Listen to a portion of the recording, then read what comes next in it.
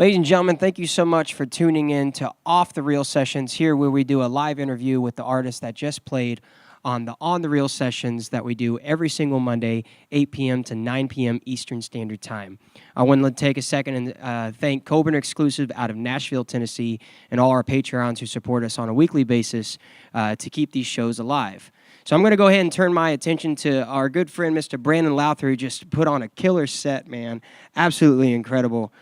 Dude, your finger picking style is like insane, dude. Oh, like, thanks, man. I appreciate that. Yeah, It's kind of you. I mean, how long have you been playing guitar? Oh, I don't know, man. Probably around the 7th or 8th grade is when I picked it up. I'm 38, so it's been a while. It's been a little while, yeah. Well, you said you on the stream you said you grew up in Greenwood. I did, yeah. I'm from Greenwood, South Carolina. So you've been a local boy this whole time? Pretty much, man. I went to the University of South Carolina back in 2001. I just stuck around, man. I like Columbia. I love Columbia. Yeah. Do you have any artists that kind of influenced you in your picking style, or? It's weird, I think my style kind of came about out of necessity of hours by myself playing. So I kind of stumbled upon the fingerstyle thing haphazardly, and then as I got a little bit older, realized there's like just a whole canon of that style. And once I realized kind of what I was doing, and it felt natural, that's when I kind of started, trying to put the pieces together, study a little bit more, and follow some artists like Merle Travis, Chet Atkins, Jerry Reed is a hero.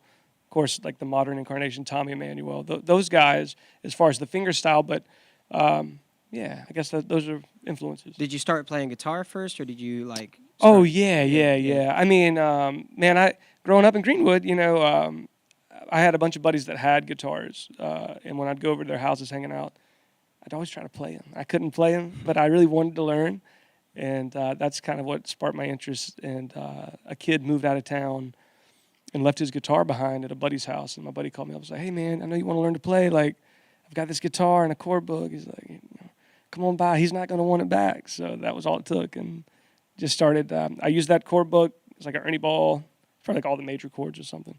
He's like, "Dude, learn that, and then come back next week, and we'll play." And that's just started from what there. we did. Yeah. When did you start writing? Man, that's a great question. I don't know. Probably college.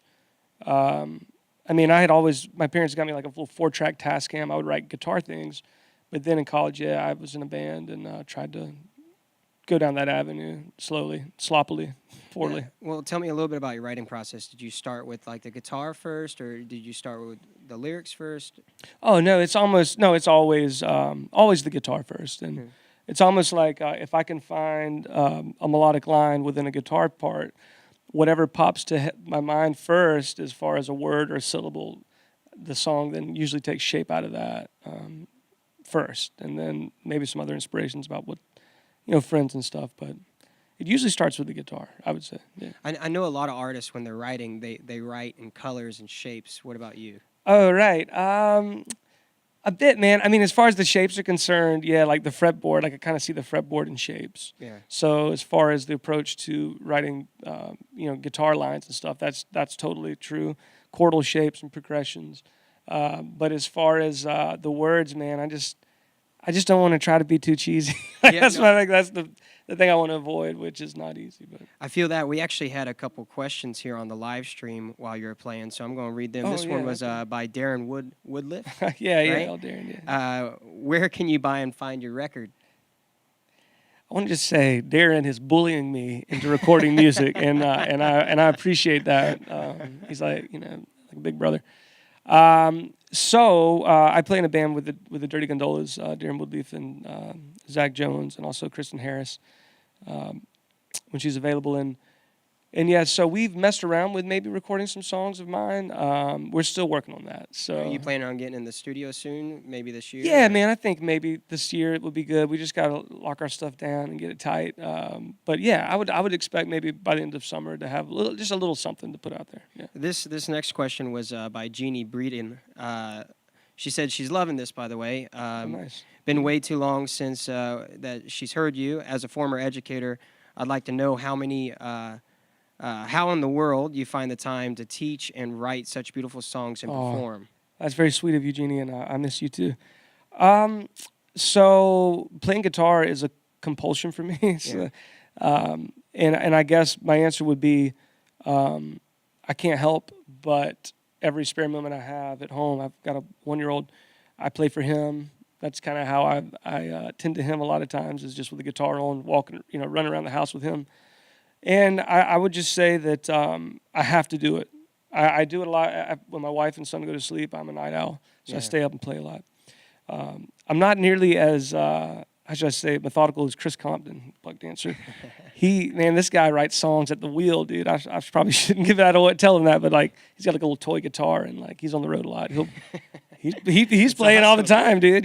So if he can do it, I can do it, and you find the time, Jeannie, is what I would say. I'm certain that your writing has changed since your son was born. A bit, yeah. I don't know. Maybe this will translate into the writing eventually, but he reminds me, like, not to take. There's some things that I used to just obsess over and be too serious about, and having a child remedied that to a great extent. So maybe that will show up in the writing a bit. Yeah. Jeannie also asked, "Do you teach guitar lessons?" Not well. I know. I want you to teach me. We already talked about that like prior. Yeah. No, I don't teach guitar lessons, but I mean, maybe I've helped out friends and stuff along the way. But that's something I would consider. Do you use your guitar in the classroom? Yeah, actually, I do. Yeah. So like testing days, when it's this long, arduous process and the kids are done, a lot of times I'll play for them. Or I have written a few social studies related songs about history, and they think it's. I mean, they're 11 or 12. It breaks it up. Yeah. They're cool. The kids. I teach some good kids. So. This next question was by Chris Cobbs. Do you write more on your 12-fret sloth lead or standard 14-fret that you use tonight? Yeah, so the go-to guitar is, I didn't play it tonight. It doesn't have a pickup in it. But I tend to play that all the time. It is, let me just say, poorly set up. It's a beast to play. It's not a very nice guitar, but that's kind of part of the process because my son is, I know. There's going to be a hole in that thing. He slaps that thing around. But I tend to find myself walking around the house with that because it's not, as nice of an instrument, I guess I would say. But yeah, Chris has got a Collings 12-fret guitar, which is gorgeous. I like the 12-fret sound and style, and I think it's good for finger picking. So, I know that you were here with us tonight, but do you have any more live shows coming up? All right. Well, I play in a group called Slim Pickens, and I think we'll be back here sometime in July. That's kind of far away.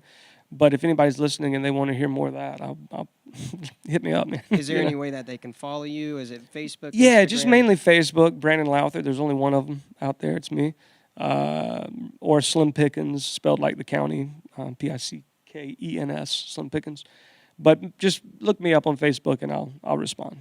Well, I do know while we were doing this live stream, it's the first time that we incorporated Mr. David Smith. All right, right on. Who was doing a drawing, and we were actually auctioning off the piece of art, and I believe it was Linda, Greg, Linda. So Linda won it, and we're actually gonna. If David, you want to bring that over here, we're gonna have you sign that to Linda. Oh, and cool, we're gonna cool. send that off to her. And what a cool process. I hope that a lot of you got to watch David as he was building this. We were showing different shots throughout the stream. Man, absolutely. It's fun to bring a different art form to the live streams. This was a first time for us, and what a pleasure it was. And but yeah, and you'll actually come on in. Yeah, you can come on in here. And you can actually probably sit right here. Get on in here, man. Get on in here. So this is David Smith, everybody. And go ahead and show them the picture, man. You can show it to like any of the cameras. We will get a picture of it. Yeah. So, but yeah, this one goes out to Linda. So why don't you give that a little autograph there, Brandon? Yeah, man. So, Brandon's already I've signed it to her, but I'll make it out why to don't you to sign it Linda. further, say to Linda. All right, man. I'm gonna pass off the mic to David. Here you go. I'll trade you. Yep. Yes, sir. There you go. This is cool, man. This is fun, man. Look at this jacket. Are you trying to compete with me? I said, I'm going to outdo Marcus tonight. So I'm repping Marcus. That's a tall order, by the way. I do have some nice jackets. 20 years man. ago, we've been there, but so anyway, yeah. But Brandon, you're great. Great. Thanks, Just Dave. love you, what you do, man. Well, ladies and gentlemen, thank you so much for joining us for Off the Reel sessions here live at the Warehouse Live for our On the Mark studios. Make sure that you tune in next Monday, 8 p.m. to 9 p.m. Eastern Standard Time. If you'd like to, make sure you can go and join Patreon, and you can support our streams for as low as $5 a month. Anything helps. We appreciate y'all. Thank you for tuning in, and we'll see you next week.